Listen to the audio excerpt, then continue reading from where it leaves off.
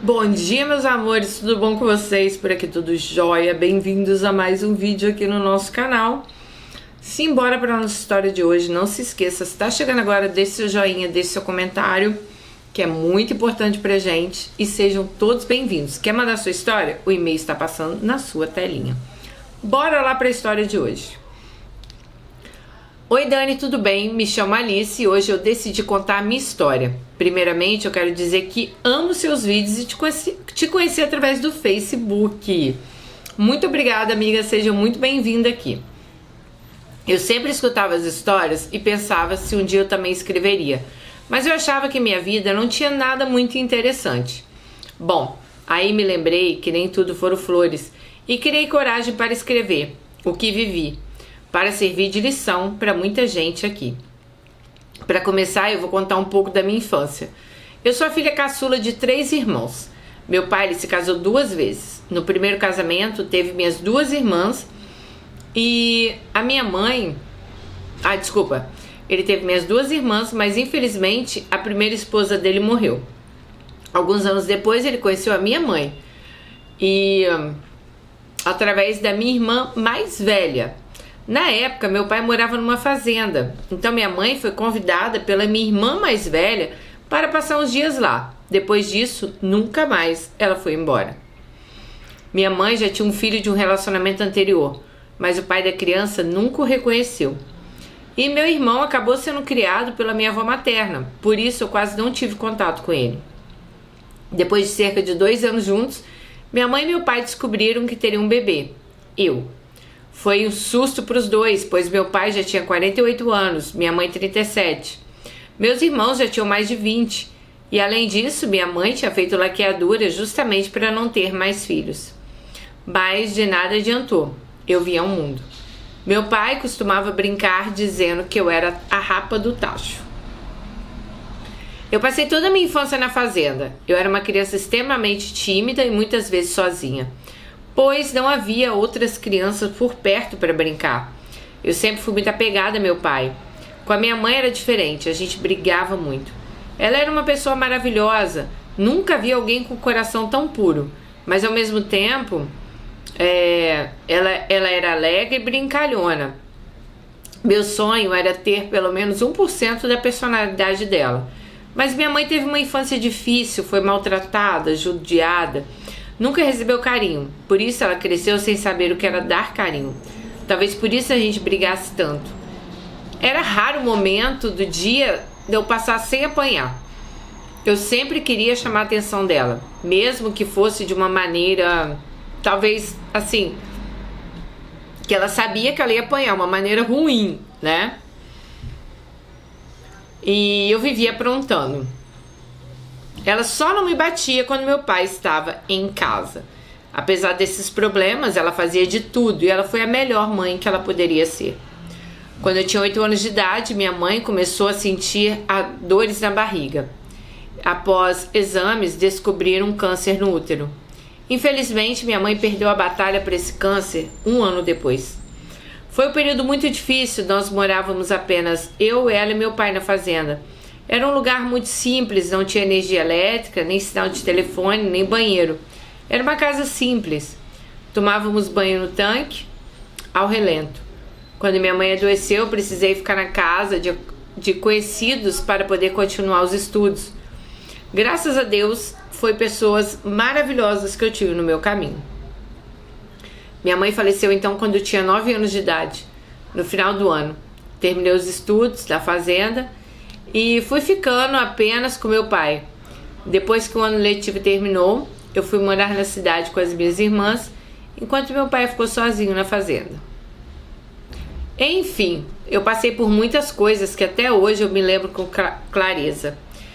Minha mãe dizia que eu enfrentaria caso ela não estivesse viva. Minha mãe sempre falava, você vai passar por isso, isso e isso, Alice. Sempre que nós brigávamos e eu respondia, minha mãe falava o seguinte: Alice, quando eu morrer, você vai ficar sozinha sendo cuidada pelas suas irmãs. Aí sim você vai sentir minha falta. E por incrível que pareça, quando ela falava isso, ela nem sabia que estava doente. Mas ela sempre dizia essas coisas. Além disso, ela vivia repetindo que ela queria morrer dormindo.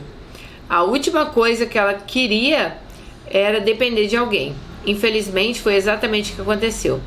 Nos dias, ela precisou ser cuidada pelas minhas irmãs e acabou internada na UTI, ligada a aparelhos, e morreu justamente da única forma que ela não queria. Eu não pude me despedir dela.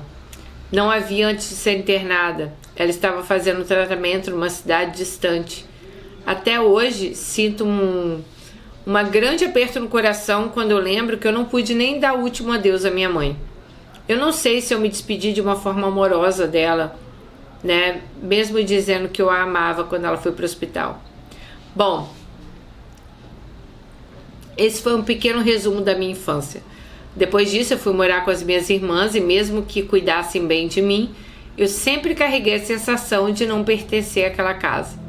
Era um estímulo constante, sabe, de eu estar incomodando. Ouvir pessoas dizendo coisas que te machucam. E agora eu percebi que o que minha mãe dizia era verdade. Amor e cuidado de mãe são insubstituíveis. Mas enfim, agora vamos à história principal da minha vida, aquela que me impulsionou a escrever para vocês. A história começou quando eu completei 18 anos e me mudei para outra cidade. Eu ia cursar faculdade, fui morar com 2 conhecidas e vocês podem imaginar o quanto aprontamos, né? Nós a gente se achava super adultas.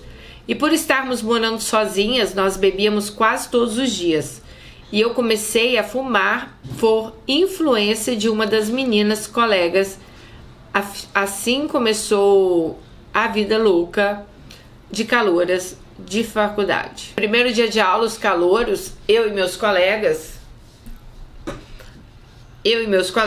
fomos recebidos pelos veteranos com o famoso trote. Passavam tinta em nós e colocavam placas com apelidos humilhantes. Enfim, a gente passava por isso, né? Todo calouro tinha que enfrentar isso. Naquele dia, reparei em vários gatinhos, mas também notei um rapaz específico. Vou chamá-lo de Jurandir.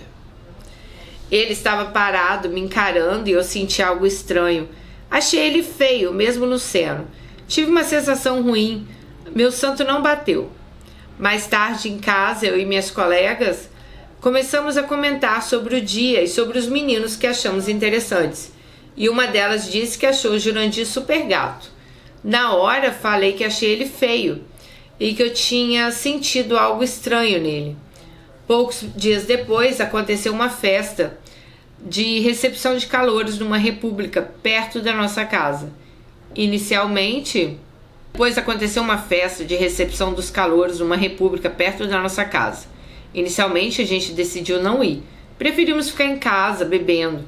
Mas depois de alguns drinks já mais animados, acabamos mudando de ideia e fomos à festa.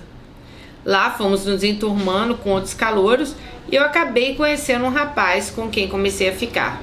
Mas lembra do Jurandir? Sim, ele estava na festa também. Ele era veterano. Ele começou a me cercar, tentando de todas as formas ficar comigo, mesmo vendo que eu estava com outra pessoa. Tentei me esquivar o tempo todo. Eu tenho 1,55 m, mas ele tinha 1,90 m. Então era fácil para ele me encontrar. Em determinado momento, acabei cedendo e o beijei, só para ver se ele me deixava em paz. Mas não adiantou. Continuei me escondendo dele em meio da festa, desculpa. Voltei para onde estavam minhas colegas e o rapaz com quem eu estava ficando. Voltei a beijá-lo. Foi então que meu nariz sangrou. Gente, sério, meu nariz começou a sangrar dentro da festa. Bem-vindo ao clube, amiga, porque o meu começava também em qualquer lugar. Meu rosto e minha roupa, até o menino que estava comigo, ficaram ensanguentados. Saí correndo para o banheiro, mas não tinha água. As pessoas ficaram assustadas pela quantidade de sangue. Me levaram até a casa de um vizinho em frente da festa, onde consegui me limpar. E depois de um tempo o sangramento parou e eu e minhas colegas decidimos ir embora. No dia seguinte, muitas pessoas perguntaram se o Jurandir tinha me dado alguma droga para o meu nariz sangrar. Só por isso já deve dar para perceber a fama que ele tinha, né? Bom, no outro dia estávamos sentadas na calçada quando passaram alguns meninos que moravam na República, onde foi a festa. E adivinhe quem morava lá? Sim, gente, Jurandir. A República dele era ao lado da nossa casa. Ficamos então conversando. Mesmo com todas as sensações ruins que ele me causava, eu acabei ficando com ele. E vale lembrar, gente, eu não me sentia atraída por ele. Apesar de ser considerado bonito, ele era branco, cabelo preto, liso, barba feita, alto, moreno, corpo malhado, 26 anos naquela época, algo nele me incomodou profundamente. É o tal do sexto sentido, né? Na minha casa eu não estava me dando bem com as minhas colegas. A convivência estava difícil, então acabei me aproximando de Jurandir e das pessoas que moravam na República dele. As pessoas próximas a ele sempre foram muito brincalhonas, sabe? Diziam que ele era doido, que ele usava drogas, e eu relevei. Esse que é o problema, né, gente? Relevar, né? Eu também já havia percebido que às vezes ele tinha uns papos estranhos. Por exemplo, um dia ele me disse que havia pessoas perseguindo ele, que Silvio Santos o perseguia. Acredita nisso, gente? Ele tinha mania de perseguição. Mesmo com todas as evidências de que ele não era normal, eu continuei. Eu queria ajudá-lo, pois ele dizia que era sozinho, que não tinha ninguém e que ninguém gostava dele. Ah, mas também, né, meu filho, falar que Silvio Santos está te perseguindo, você tá assinando papel de doido, né? Eu ficava mais na República dele do que na minha. Eu não me dava bem com as meninas. Um belo dia eu fui dormir com o Jurandir, como fazia todos os dias, e havia alguns amigos dele na República. Todo mundo sentado, conversando, e eu sentei do lado e também fiquei ali conversando. Eu estava de short e em determinado momento eu dobrei a perna e coloquei sobre a cadeira, como se eu estivesse na posição fetal. Jurandir simplesmente se levantou e foi pro quarto. Eu vi que ele ficou bravo e eu fui atrás. Gente, esse homem virou um demônio. Disse que eu estava de caso com um amigo dele e que eu estava mostrando a bunda pro amigo dele. Dani, eu nunca fiquei com nenhum amigo dele. Ele passou a noite toda falando isso. Acabei ficando estressada e fui embora sozinha às 3 da manhã. E nisso nós estávamos juntos apenas 2 meses. Esse era um ótimo motivo para eu já ter caído fora, né? Pois é, mas eu não fui. Lembrando que minha família não sabia de Jurandir, pois fazia apenas 2 meses que eu estava morando sozinha na cidade. E eu fiquei com muito medo de contar e eles acharem que eu estava me envolvendo rapidamente com alguém.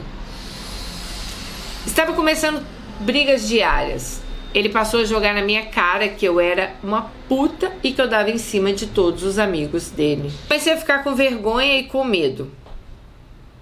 A cada dia que passava, Jurandir me mostrava quem ele era realmente. Na faculdade, ele ficava me vigiando o tempo todo. Gente, ele até começou a reprovar nas matérias. Ele era bem inteligente, pois ele não assistia às aulas. Ele não ia fazer as provas, só para ficar me vigiando. Ele ficava na porta da minha sala me chamando, me olhando, ver o que eu estava fazendo. E quando eu saía da sala, ele falava: você me traiu? Você deu para fulano? Você deu para cicana? Com isso eu comecei a nem conseguir dormir, porque se eu parasse de responder as mensagens, ele ligava para todas as meninas da casa para me chamar. Ou então ele ia lá no portão da minha casa e começava a gritar. Isso a qualquer hora do dia ou da noite, tá? Eu tinha que deixá-lo, porque ele ficava horas me gritando, pedindo para eu abrir o portão. Eu achava que se eu abrisse, ele poderia entrar e conversar comigo, pois ele estava incomodando todo mundo, né? Mas eu ficava morrendo de vergonha das meninas contarem para a família delas. Eu tentava esconder as loucuras de Jurandir, porque se a minha família soubesse, eu teria que sair da faculdade. Bom, primeiro dia que começaram as agressões físicas, a gente tinha ido num bar onde estava acontecendo uma competição de truco com pessoas milagrosas. Por isso, os amigos dele começaram a se afastar. Ele começou a arrumar briga com todos por minha causa. e eu nem conversava com essas pessoas. Gente, eu nunca dei motivo algum para ele pensar algo assim de mim. Comecei a ficar com vergonha e medo de sair com ele, medo dele arrumar briga com as pessoas. A cada dia que passava, Jurandir me mostrava quem ele realmente era. Na faculdade, ele ficava me vigiando o tempo todo. Gente, ele começou a reprovar, pois ele não assistia às aulas. Não, ele ficava me vigiando. Ele ficava na porta da sala me chamando para perguntar se eu tinha ficado com alguns amigos dele. Tipo assim, o cara era paranoico, né? E ele atrapalhava as minhas aulas. Quando eu saía da faculdade, ele ia atrás de mim e ficava repetindo as mesmas coisas. Alice, você me traiu? Você deu pra fulano? Você ficou com cicrano? Ele mandava mensagem 24 horas do dia, sem exagero, para me perguntar isso. E se eu não respondesse, ele me ligava. Se eu não atendesse, ele ligava para minhas colegas. E elas tinham que me gravar para ver que eu realmente estava em casa. Tipo, louco. Com isso, comecei a nem conseguir dormir. Porque se eu parasse de responder, ele ligava para as meninas para me chamar. Ou então ele ia na porta da minha casa gritar. Isso podia acontecer a qualquer hora do dia ou da noite, tá? Eu tinha que deixar ele entrar, porque ele ficava horas na rua gritando. Agora eu penso, um homem assim, descompensado, né? Ele pedia para abrir o portão e eu acabava abrindo, porque ele ficava incomodando todo mundo e eu ficava chateada, né? Porque tinha um monte de menina ali que queria dormir. Eu tentava esconder as loucuras dele de toda forma. Se minha família ficasse sabendo, eu teria que sair da faculdade e voltar para casa. E então eu aguentei tudo sozinha. Bom, vamos ao primeiro dia que começaram as agressões físicas.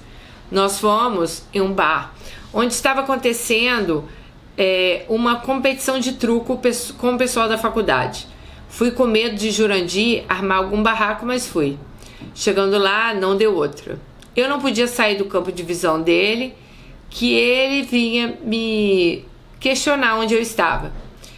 Assim que os ex-amigos dele chegaram, o Jurandir fechou a cara e começou a me perguntar se eu tinha traído ele com algum deles. Dizia que fulano estava rindo da cara dele, que estava vendo fulano, tipo, né, ele via de tudo. Começou a ser grosso comigo na frente de todo mundo, falando essas loucuras em voz alta para quem quer que ouvisse. Ficamos sentados na garagem brigando por um bom tempo, depois que fomos embora. Ele pegou meu celular e bateu com meu celular no meu rosto. Lembro como se fosse hoje, depois de horas. Ai, meu Deus.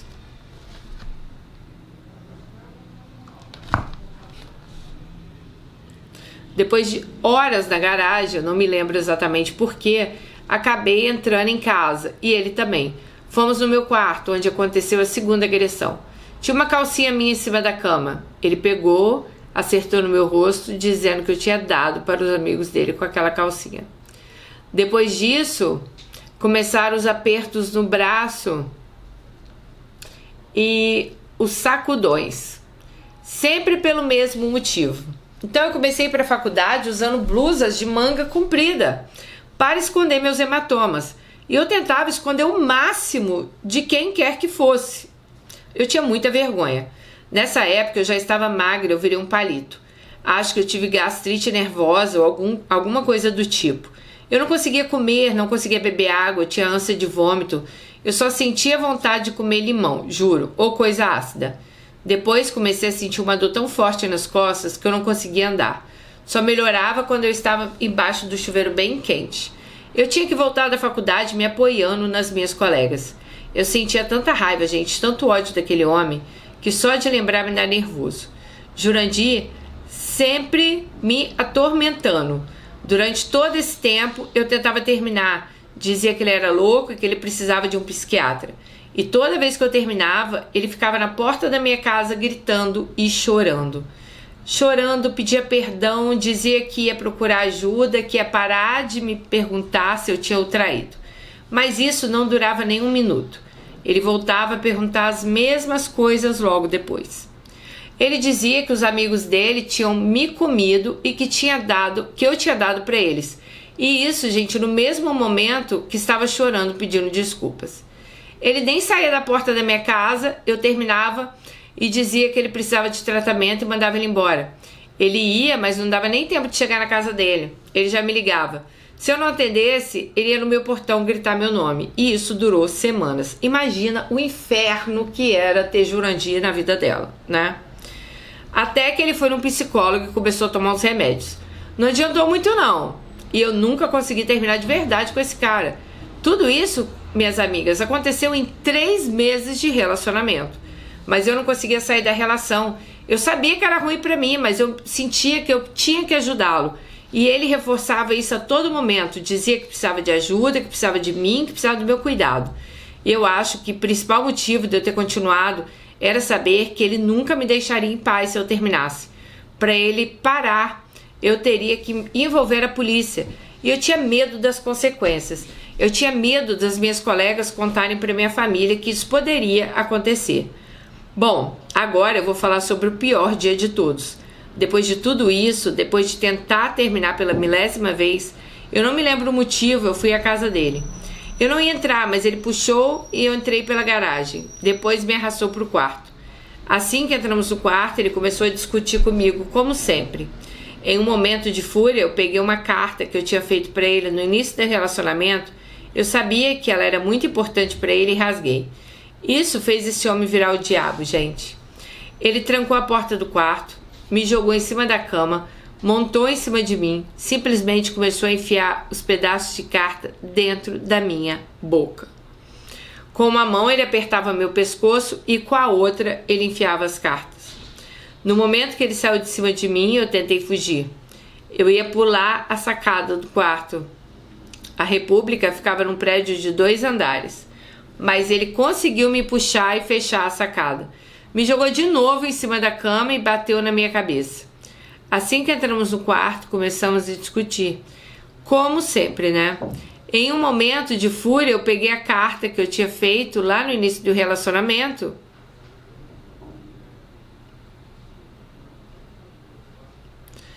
e ele tava assim, o diabo master desde essa hora, né? Ele só parou, gente, porque eu comecei a passar mal. Tive uma crise de choro e não conseguia respirar. Acho que ele apavorou, queria chamar a ambulância. Me levou no banheiro, lavou meu rosto, foi acalmando e foi começando a se respirar de novo.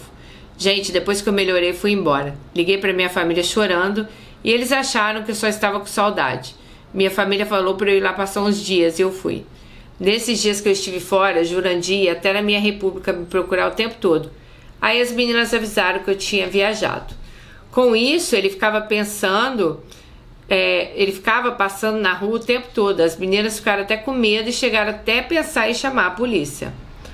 Amigas, adivinham o que aconteceu quando eu retornei? Sim, gente, voltei com o Jurandir.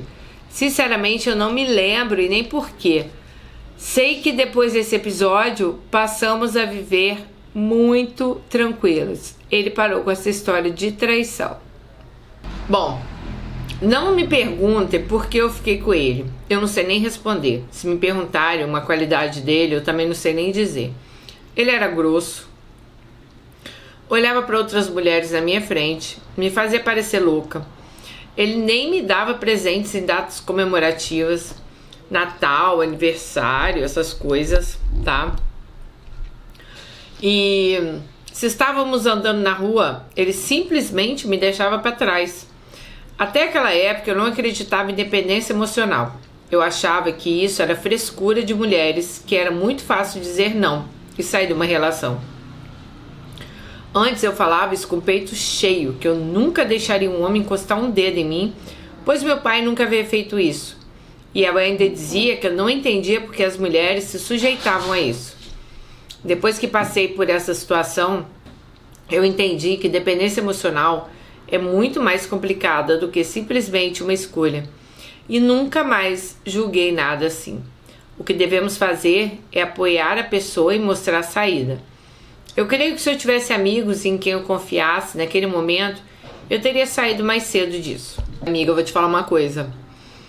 Talvez você não tivesse saído, porque eu, quando eu tive meu relacionamento abusivo assim, eu entendo tudo que você falou. Mas as minhas amigas, elas tentavam abrir meu olho e eu não enxergava.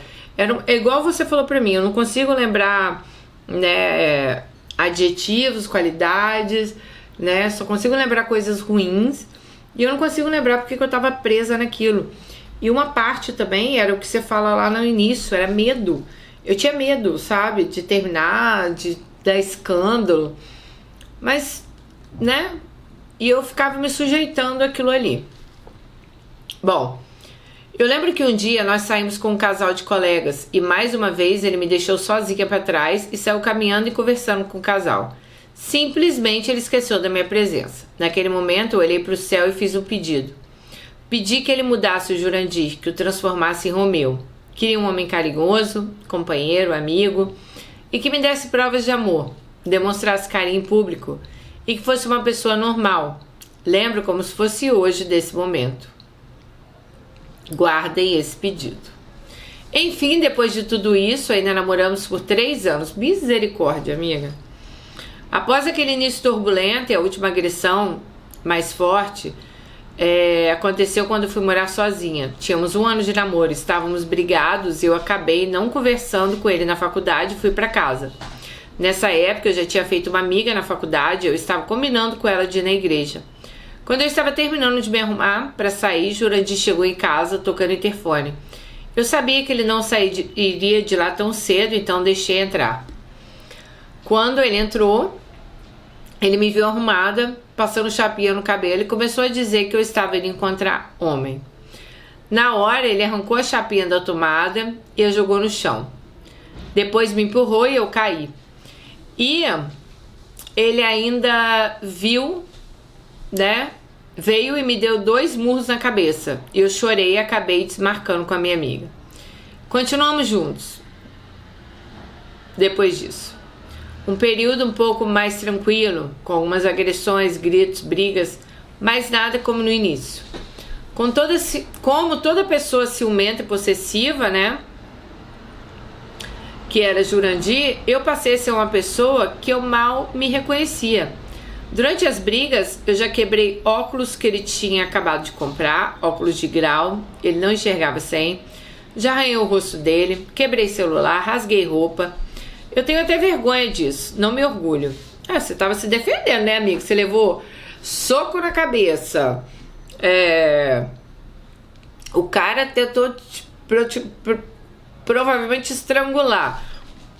Eu acho que você fez até pouco. Enfim, Dani, depois de tudo isso, nada foi capaz de me fazer terminar esse relacionamento, mesmo eu vendo que isso era um relacionamento abusivo.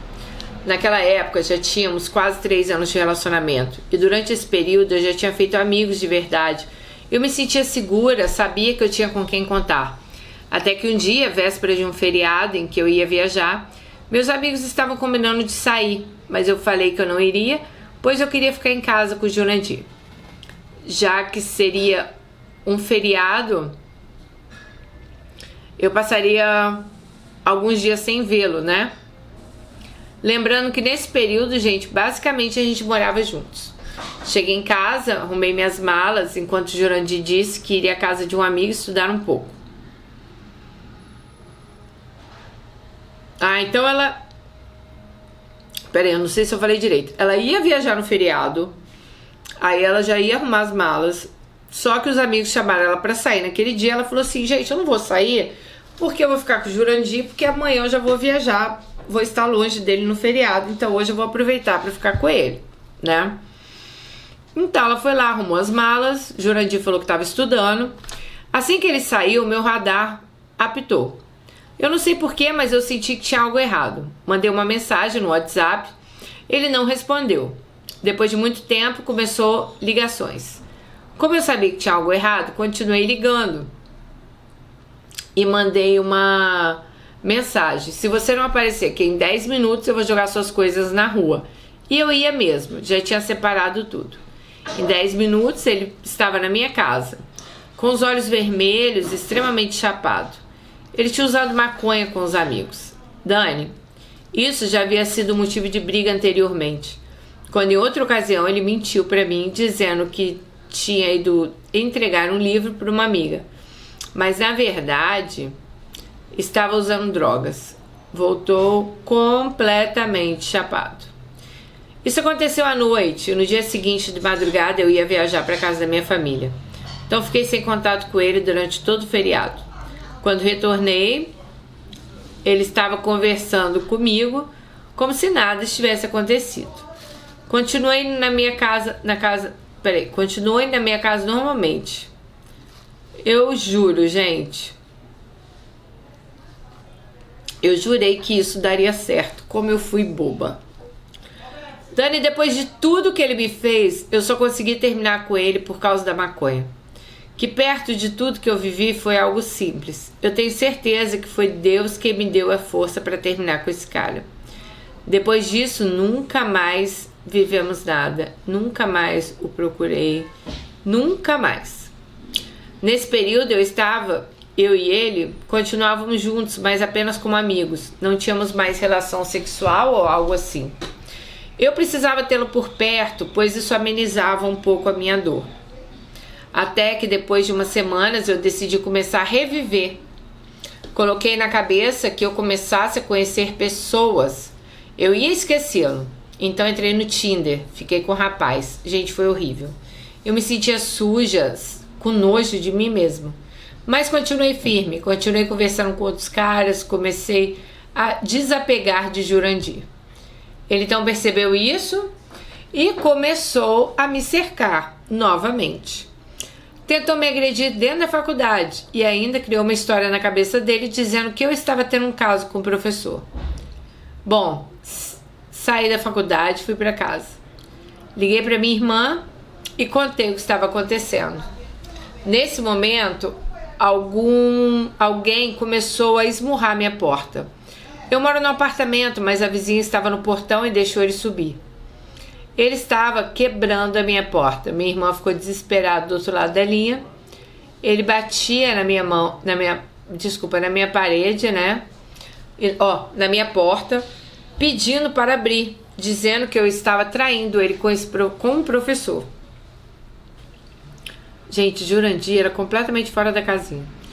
Nesse dia, eu criei coragem e chamei a polícia. Eles não demoraram nem 5 minutos para chegar. Ele perguntou o que tinha acontecido e eu expliquei.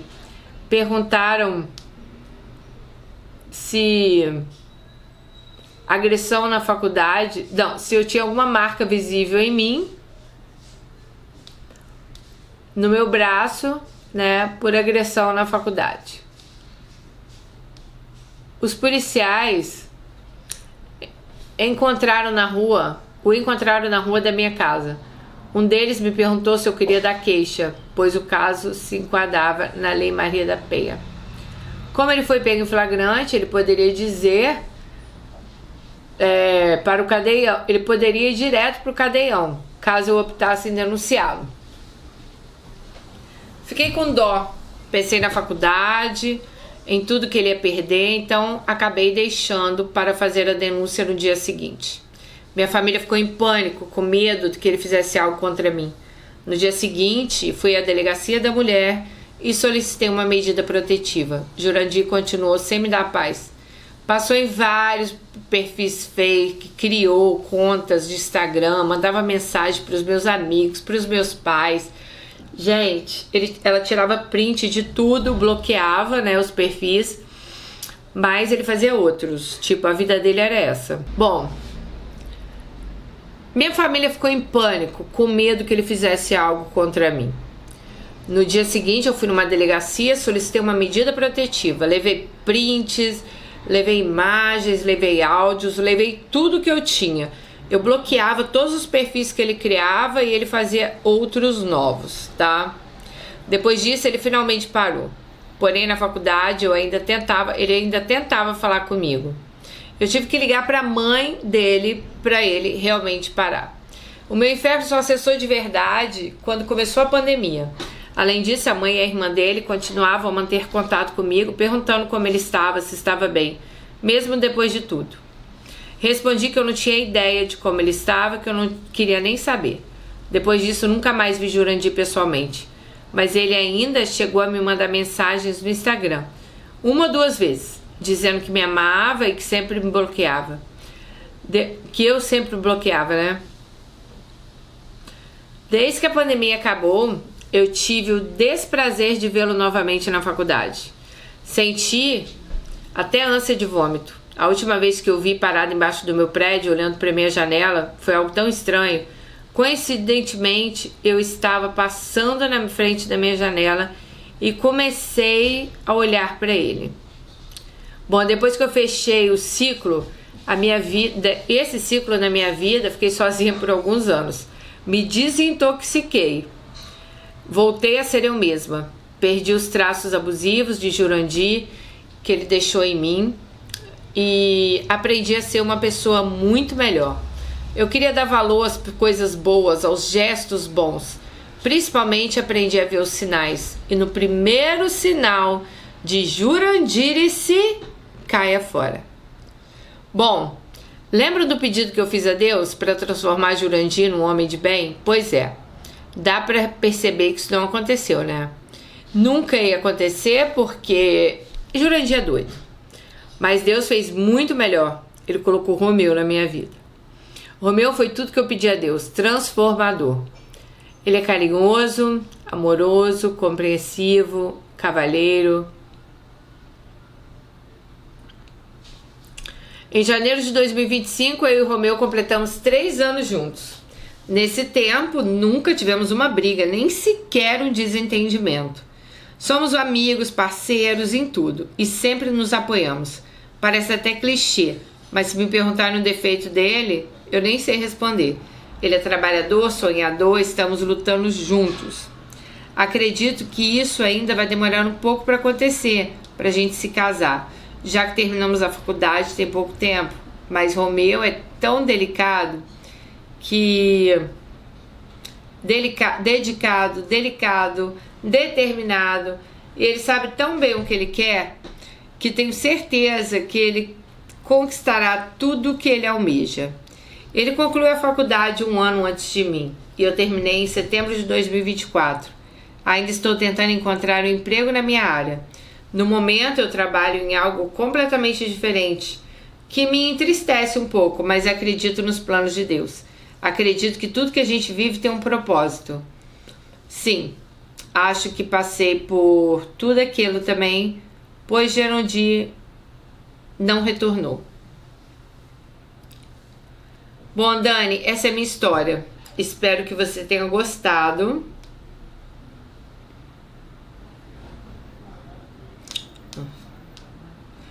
Dani, essa é a minha história, espero que você tenha gostado.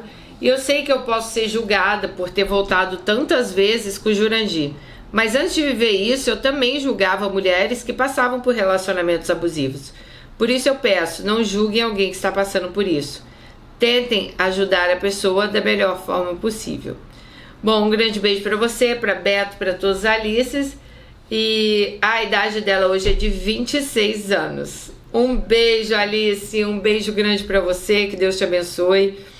E olha, foi o que eu tava falando pra você um pouquinho antes que você tocou nesse assunto.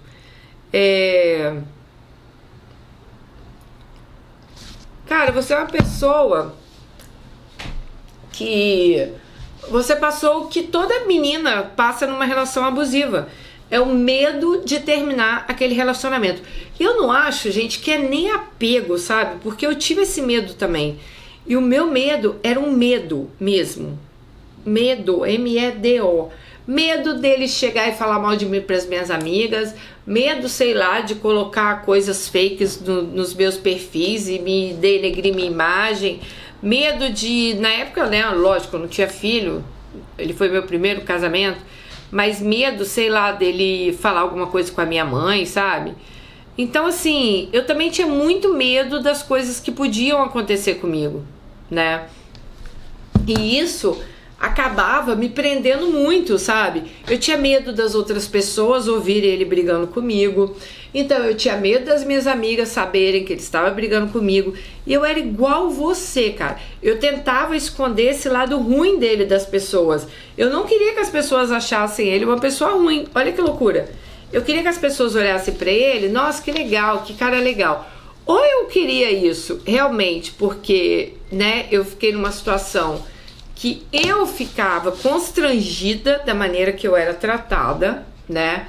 Ou eu ficava nessa situação porque realmente tinha muita vergonha de admitir para as minhas amigas que realmente aquilo ali tinha dado tudo errado e que elas estavam certas, né?